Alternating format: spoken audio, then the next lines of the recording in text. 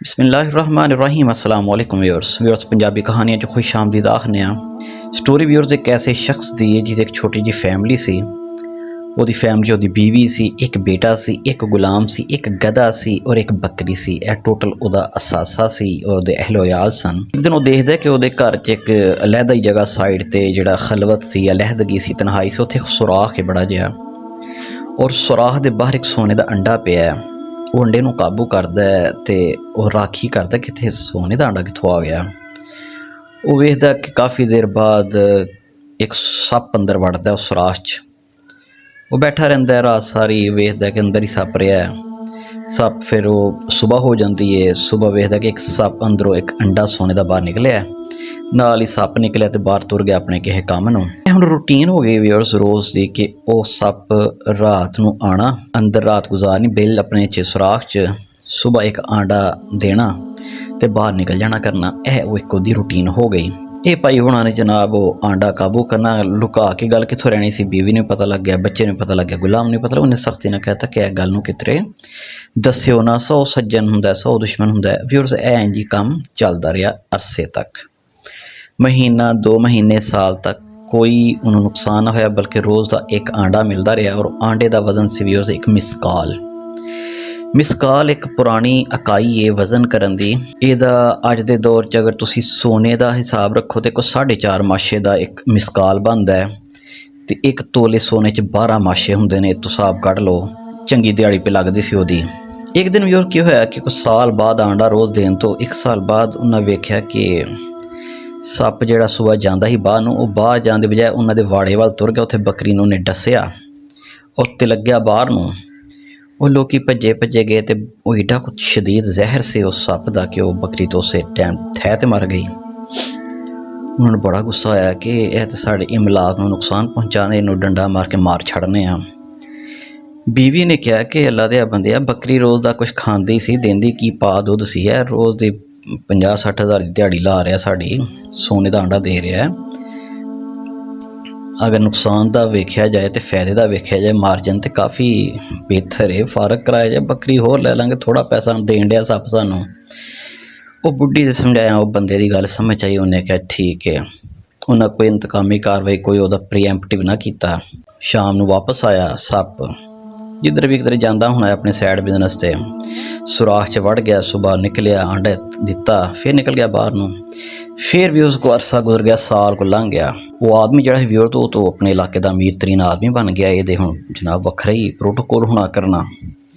10 ने लोगों किते छड्डिया कि मैनू किते खजाना लभा। सप वाली गल ना इन्हें शो की ना इहदी फैमिली ने शो की। वक्त लंघदा रहा, साल होर गुजरिया। उन्हें फिर किस दिन मूड उहदा होया, वो जनाब उन्हें उहदा खोते नूं डंग मारिया सप ने, वो भी थै ते मर गया। इन्हां फिर मियाँ बीवी ने मशवरा किया कि ते हुण इनू मूँह खून लग गया है, ए खतरनाक हो गया है, ए जहरीला है, ये तो बचिए, बड़ा माल कमा लिया, हाँ इनू हुण फारक कराओ। उन्हें कहा ठीक है, अज रात नूं आंदा तो वड़ छड़ने, इनू मार छड़ने आ। शाम तो पहला फिर उन्होंने जनाब दिमाग च दलील आई कि यार खोता ही सी, खोता सानू की देन डे, ऐसा सोने का आंडा दे रहा है। बहर व्यूअर्स उन्होंने फिर पोस्टपोन किया उन्होंने मारना। फिर एक अरसा गुजरिया। हुण व्यूअर्स ना खोता सी घर च, ना बकरी, ना मझ, ना ऊंट। उन्हों अपनी आई हुई सी जिहड़ी तलब कह लो, उन्हें उन्होंने गुलाम नूं किते वेख्या बाहर ते चुप करके निकलिया, उन्होंने डंग मारिया। वो बड़ा चीखा चिल्लाया गुलाम, पर वो जहरीला सी बहुत ज़्यादा। मालक पहुँचा, मालकन पहुँची, पर कुछ ना कर सके। इत्थे आण के भी उन्होंने बड़ा सोचा कि हुण इंसानां दी जान ते गल आ गई है, माल डंगर दी गल होर हुंदी है। हुण असीं कोई नरमी नहीं करनी, हुण असीं कोई अपने फैसले ते नज़रसानी नहीं करनी, अज इनू मारना है और मारना है। उन्हें कहा नहीं ठीक है यार, हुण इहदे मूँह नूं इंसानी खून लग गया, हुण इनू छड़ दे। मेरे तो सारी जनाबे वाली अपनी तैयारी करके बह जांदे ने। पता नहीं सप दी की नसीब सन, वो जो कोई 5-6 बजे हजे है सी, कोई घंटा डेढ़ रात पैन नूं, तो फिर उन्होंने दिमाग च लालच आया। शैतान ने उन्होंने तसल्ली दी कि गुलाम ही सी, खरीदया सी तुसीं, किहड़ा तुहाडा जम्मिया सी, फारक कराओ, सोने दा आंडा आंडे है। ਤੁਸੀਂ ਹਜੇ ਫਲਾਣਾ ਮੁਰੱਬਾ ਈਵਜ਼ ਖਰੀਦਣਾ ਤੇ ਪਰਾਡੋ ਵੀ ਖਰੀਦਣੀ, ਉਹਨਾਂ ਨੂੰ ਉਸ ਪਾਸੇ ਪਾ ਕੇ ਨਾ ਉਹ ਜਨਾਬ ਉਹ ਫਿਰ ਉਹਨਾਂ ਪੋਸਟਪੋਨ ਕਰਤਾ ਕਿ ਚਲੋ ਗੁਲਾਮ ਇਸੇ ਹੋਰ ਕੋ ਖਰੀਦ ਲਾਂਗੇ। ਫਿਰ ਛੱਡ ਛੱਡਿਆ। ਫਿਰ ਇਸ ਤਰ੍ਹਾਂ ਲਾਲਚ ਬੁਰੀ ਬਲਾ ਦੇ ਬਾਰੇ ਤੇ ਕਹਾਣੀ ਵਿਅਰਸ ਇੱਕ ਦਿਨ ਉਹਨਾਂ ਫਿਰ ਉਹਦਾ ਇਕਲੌਤਾ ਬੇਟਾ ਵੀ ਮਾਰ ਛੱਡਿਆ। ਜਦੋਂ ਇਕਲੌਤਾ ਬੇਟਾ ਮਾਰ ਛੱਡਿਆ ਨਾ ਵਿਅਰਸ, ਤੇ ਉਹ ਜੈਨਮਨ ਡਰ ਗਏ, ਖੌਫਜ਼ਦਾ ਹੋ ਗਏ। ਤੇ ਅੱਲਾਹ ਤਾਲਾ ਦਾ ਕੁਛ ਕਰਨਾ ਇੰਝ ਦਾ ਸੀ ਕਿ ਇਹ ਆਪਣਾ ਕੁਝ ਇਹਨਾਂ ਨੇ ਸਬੀਲ ਬਣਾਈ, ਆਪਣਾ ਫੈਸਲਾ ਬਣਾਇਆ, ਪਰ ਅੱਲਾਹ ਤਾਲਾ ਨੂੰ ਤਾਂ ਪਤਾ ਸੀ ਕਿ ਇਹਨਾਂ ਨੇ ਕੀ ਕਰਨਾ ਹੈ। ਉਂਝ ਹੋਇਆ ਵਿਅਰਸ, ਉਧਰੋਂ ਸ਼ੈਤਾਨ ਨੇ ਉਹਦੇ 'ਤੇ ਕੋਸ਼ਿਸ਼ ਕੀਤੀ। ਲਾਲਚੀ ਇਨਸਾਨ ਸੀ, ਉਹਨੇ ਕਿਹਾ ਕਿ ਨਾ ਕਰ। ਉਹ ਤੁਰ ਗਿਆ, ਜਿਹੜੀ ਜਾਨ ਤੁਰ ਗਈ। ਉਹ ਜੋ ਮਰਜ਼ੀ ਇਹਨੂੰ ਮਾਰ ਦੇਗਾ, ਵਾਪਸ ਤੇਰਾ ਪੁੱਤਰ ਆਉਣਾ ਕੋਈ ਨਹੀਂ। ਤੇ ਜਾਂਦੀ ਕਰਾ ਕਿਉਂ ਲੱਗਾ ਲਗਾਇਆ ਰਿਜ਼ਕ ਨੂੰ ਕੁਫਰਾਨੇ ਨਿਅਮਤ ਪਿਆ ਕਰਨਾ ਹੈ, ਫਾਰਕ ਕਰਾ ਵਿਅਰਸ। ਪਰ ਉਹ ਨਹੀਂ ਹਟਿਆ, ਡੰਡਾ ਸੋਟਾ ਫੜ ਕੇ ਨੱਬੇ ਲੱਗੇ ਖਲੋ ਗਏ ਕਿ ਰਾਤ ਨੂੰ ਆਏ ਤੇ ਅਸੀਂ ਉਹਨੂੰ ਵੜ ਛੱਡੀਏ। ਉਹ ਸੱਪ ਨੇ ਵੇਖ ਲਿਆ ਸੀ, ਉਹ ਅੰਦਰ ਹੀ ਨਾ ਆਇਆ। ਇਹ ਬੜਾ ਉਡੀਕਿਆ, ਉਹ ਨਾ ਆਇਆ। ਹੁਣ ਜੋ ਸਭ ਇੱਕ ਦਿਨ 2 ਦਿਨ ਮੀਆਂ ਬੀਬੀ ਇਕੱਲੇ ਰਹਿ ਗਏ ਸਨ, ਨਾ ਖੋਤਾ, ਨਾ ਘੋੜਾ, ਨਾ ਗੁਲਾਮ, ਨਾ ਬੱਚਾ। ਇੱਕ ਦਿਨ ਉਹਨਾਂ ਨੇ ਸਵਾਲ ਕਿ ਯਾਰ ਗੱਲ ਤਾਂ ਸਹੀ ਹੈ ਕਿ ਵਾਕਈ ਬੱਚਾ ਤਾਂ ਹੁਣ ਸਾਡਾ ਤੁਰ ਗਿਆ, ਹੁਣ ਅਸੀਂ ਕੀ ਕਰਨਾ ਹੈ? ਕੀ ਉਹਨੂੰ ਮਾਰ ਕੇ ਸੱਪ ਬੱਚਾ ਤੇ ਆ ਨਹੀਂ ਜਾਂਦਾ, ਤੇ ਇੰਜ ਕਰਨੇ ਆ ਰਜੂ ਕਰੀਏ ਉਹਨਾਂ ਕਿ ਕਿਸ ਤਰ੍ਹਾਂ ਹੁਣ ਮੇਰੇ ਕੋ ਪਤਾ ਹੈ।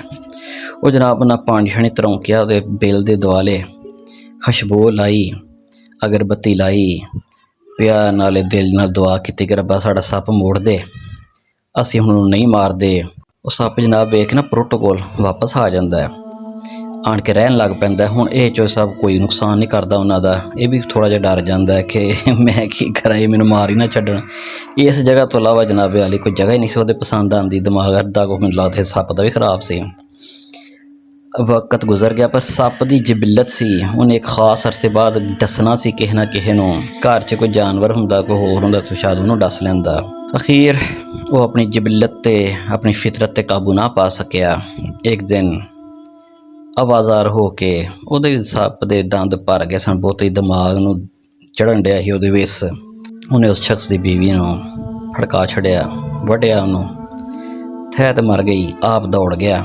ਹੁਣ ਜਦੋਂ ਇਹ ਵਾਕਿਆ ਨਾ ਬੁੱਢੀ ਵੀ ਮਰ ਗਈ ਤੇ ਰਹਿ ਗਿਆ ਦੁਨੀਆ 'ਚ ਤਨਹਾ, ਤੇ ਉਹਨੇ ਆਪਣੇ ਕਰੀਬੀ ਜਿਹੜੇ ਸਨ ਨਾ ਖਾਸ ਦੋਸਤ, ਉਹਨਾਂ ਨੂੰ ਵਾਕਿਆ ਦੱਸਿਆ ਕਿ ਇੱਕ ਸੱਪ ਸਾਡੇ ਘਰ ਆਉਂਦਾ। ਉਹਨੇ ਪਹਿਲਾਂ ਮੇਰੀ ਬੱਕਰੀ ਨੂੰ ਵੱਢਿਆ, ਫਿਰ ਮੇਰੇ ਖੋਤੇ ਨੂੰ, ਫਿਰ ਮੇਰੇ ਗੁਲਾਮ ਨੂੰ, ਤੇ ਫਿਰ ਮੇਰੇ ਮੁੰਡੇ ਨੂੰ। ਪਤਾ ਸਾਰੀਆਂ ਮੌਤਾਂ ਇੱਕ ਸੱਪ ਹੀ ਦੱਸਦਾ ਹੀ। ਤੇ ਕੱਲ੍ਹ ਉਹਨੇ ਮੇਰੀ ਬੁੱਢੀ ਨੂੰ ਵੀ ਡਸ ਛੜਿਆ, ਵੇ ਕਿਵੇਂ ਨੀਲਾ ਜਿਸਮ ਪਿਆ। ਹੁਣ ਉਹਨਾਂ ਨੂੰ ਇਹ ਨਾ ਦੱਸੇ ਕਿ ਉਹਦਾ ਦੂਸਰਾ ਕੰਮ ਨਾ ਦੱਸੇ ਕਿ ਸਾਨੂੰ ਸੱਪ ਸੋਨੇ ਦਾ ਆਂਡਾ ਵੀ ਦਿੰਦਾ ਹੈ। ਉਹਨਾਂ ਜਨਾਬ ਕਿਹਾ ਕਿ ਤੇਰਾ ਦਿਮਾਗ ਖਰਾਬ ਹੈ, ਇੱਕ ਸੱਪ ਜਿਹੜਾ ਐਡਾ ਡੇਂਜਰਸ ਹੈ, ਤੈਨੂੰ ਮਾਰਦਾ ਕਿਉਂ ਨਹੀਂ? ਉਹਨੇ ਕਿਹਾ ਨਹੀਂ ਮੈਂ ਮਾਰ ਛੱਡਾਂਗਾ। ਉਹ ਜਨਾਬ ਵਾਲੇ ਉਹਨਾਂ ਸਾਰਿਆਂ ਜਿੱਥੇ ਜਿੱਥੇ ਪਤਾ ਉਹਦੇ ਦੋਸਤ, ਉਹਦੇ ਭੈਣ ਭਰਾ, ਰਿਸ਼ਤੇਦਾਰ ਜਿਹੜੇ ਵੀ ਸਨ ਜਿਹਨਾਂ ਤੋਂ ਉਹਨੇ ਲੁਕਾਈ ਸੀ ਅਗਲੀ ਗੱਲ, ਉਹਨੇ ਇਹੀ ਮਸ਼ਵਰਾ ਦਿੱਤਾ। ਉਹਨੇ ਕਿਹਾ ਜੀ ਮੈਂ ਪੱਕਾ ਵਾਅਦਾ ਕਰਨਾ ਕਿ ਹੁਣ ਮੈਂ ਉਹਨੂੰ ਮਾਰ ਛੱਡਾਂਗਾ। ਉਹ ਜਨਾਬ ਘਰ ਹੈ, ਧੋਣੀ ਦਿਨ ਤੋਂ ਰਾਤ ਹੋ ਗਈ ਹੋਈ ਸੀ।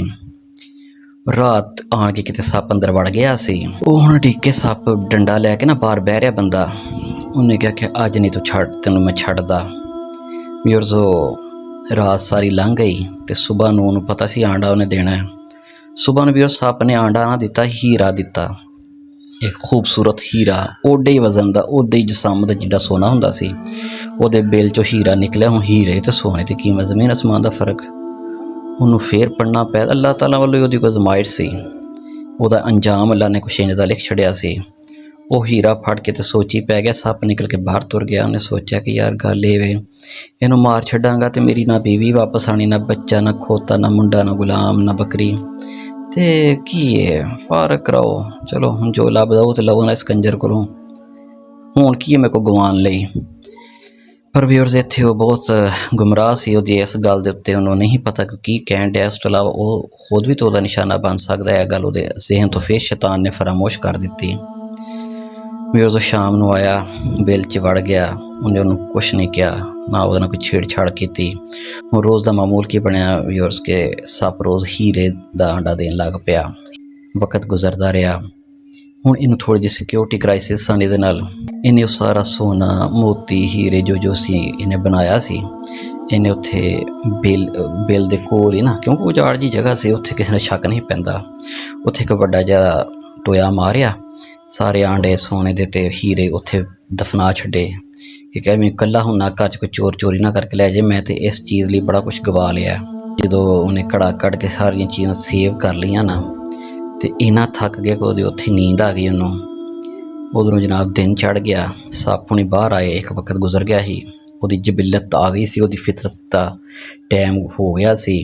ਬੜੀ ਦੇਰ ਦਾ ਢੱਕਣ ਡੇ ਸੀ ਆਪਣੇ ਆਪ ਨੂੰ, ਪਰ ਹੁਣ ਢੱਕਿਆ ਕੰਮ ਮੁੱਕ ਗਿਆ ਸੀ। ਉਹਨੇ ਵੇਖਿਆ ਸਾਹਮਣੇ ਮਾਲਕ ਸੁੱਤਾ ਹੋਇਆ, ਮਾਲਕ ਮਕਾਨ ਦਾ, ਜਿਹੜਾ ਰੋਜ਼ ਇਹਦੇ ਕੋਲ ਆਂਡਾ ਲੈਂਦਾ ਹੈ। ਇਹ ਉਹਨੂੰ ਡੰਗ ਮਾਰਦਾ ਹੈ, ਉਹ ਤੜਫਦਾ, ਚੀਕਾਂ ਮਾਰਦਾ, ਸੱਪ ਦੌੜ ਜਾਂਦਾ ਹੈ। ਇਹਦੇ ਜਿਹੜੇ ਲਾਗੇ ਥੱਕਦੇ ਸੀ ਉਹ ਕਾਰਬ ਸਨ ਜਾਂ ਰਾਹਗੀਰ ਸਨ, ਉਹਦੀਆਂ ਚੀਖਾਂ ਚੋਂ ਸੁਣ ਕੇ ਆਉਂਦੇ ਨੇ, ਅੰਦਰ ਆਣ ਕੇ ਆਉਂਦੇ ਨੇ, ਓਏ ਤੈਨੂੰ ਕੀ ਆਉਣਗੇ? ਮੈਨੂੰ ਸੱਪ ਨਾਲ, ਤੂੰ ਸੱਪ ਹਜੇ ਤੱਕ ਬਚਾਈ ਫਿਰਨਾ ਹੈ, ਤੈਨੂੰ ਤਾਂ ਕਹੇ ਸੱਪ ਮਾਰ ਛੱਡ।